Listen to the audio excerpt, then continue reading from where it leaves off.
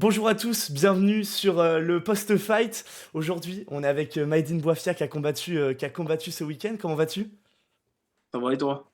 Eh ben écoute, c'est la forme Maïdine Bouafia qui est en 4-0 en amateur en MMA et qui vient de combattre ce week-end, qui a gagné par KO à l'European Beatdown. Écoute, un combat qui a été plutôt rapide, round 1, je pense qu'il n'y a pas beaucoup de séquelles physiques après un combat comme celui-là. Ah ouais, ouais, ça a été très très très rapide. Euh, on avait un adversaire de dernière minute qui a accepté le combat dans la semaine. Du coup, bah, merci à lui parce que s'il n'avait pas été là, j'aurais pas combattu. Et du coup, ouais, ça s'est fini rapidement, hein.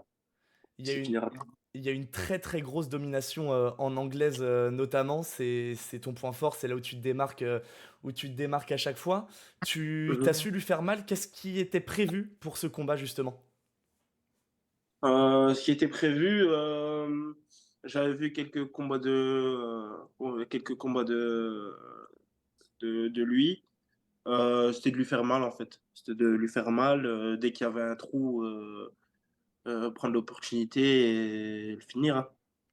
Ouais, c'est ça. Bah, ça a été super bien réalisé pour le coup. Et donc dans ta préparation physique, est-ce que tu t'es senti au top? Il y avait pas de séquelles, il y avait rien de grave avant le combat. T'étais vraiment au top de ta forme? J'étais pas au top de ma forme parce que moi, de base, je combats à 84 kilos et quelques mois avant, j'étais hors forme. J'étais à plus de 100 kilos. Du coup, comme j'avais pas combattu depuis longtemps, on voulait faire le combat à 90 kilos pour rester actif. Et mais du coup, il y a eu l'annulation, il y a eu l'annulation de mon adversaire de base.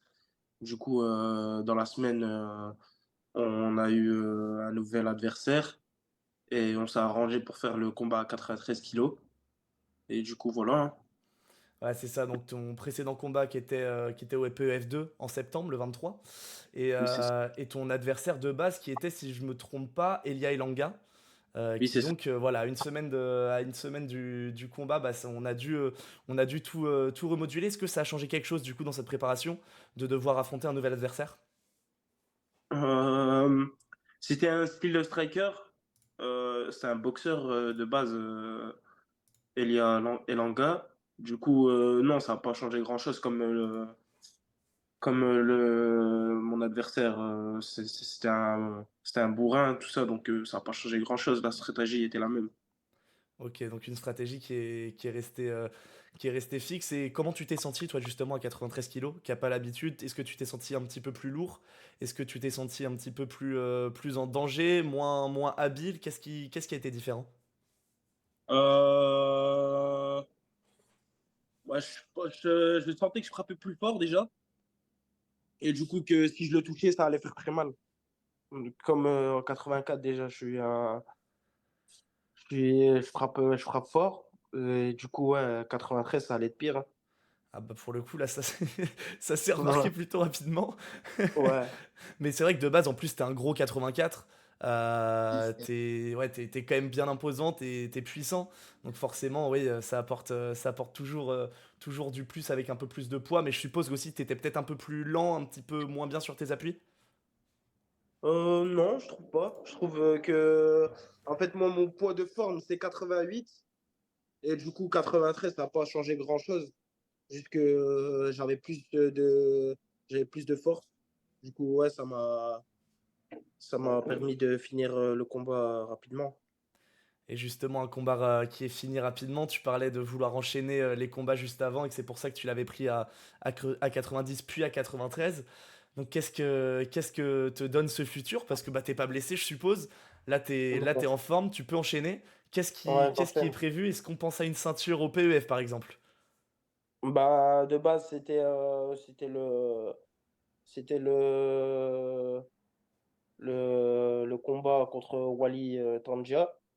Ça a fait du bruit sur les réseaux, tout ça. C'était la suite logique après mon KO au PEF2. Bien sûr. Et du coup, il n'a pas signé le contrat. Le contrat a été envoyé, il n'a pas signé. Des excuses, je sais pas c'est quoi son excuse. Il On a eu peur cherche un nouvel peut-être? adversaire. Ça, je sais pas, peut-être, hein. Ah, faut espérer en tout cas. Vaut mieux partir De toute là-dessus. façon, il est dos au mur. Donc, c'est soit il combat contre moi, soit il lâche la ceinture, hein. Bah, c'est ça, hein. Moi, Il est champion, c'est enfin voilà, il y a un moment, faut accepter, tu peux pas tout refuser. moi, je suis à un stade au PEF que je peux combattre que pour la ceinture. Donc, du coup, voilà. C'est la ceinture ou rien.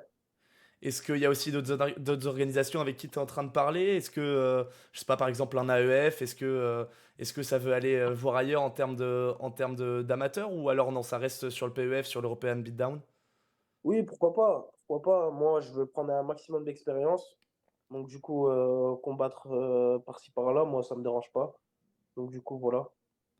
Et tes objectifs sur le long terme en amateur, est-ce que tu vas aller viser les IMAF par exemple? Est-ce que tu veux viser les champions d'Europe, les champions du monde pour après te lancer en professionnel ou alors pas du tout, juste tu te forges et puis tu verras pour la suite?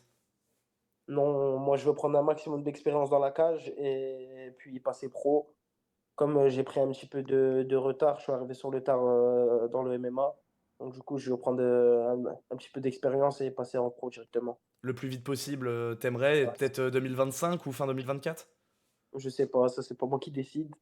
Mais oui, je veux passer pro rapidement.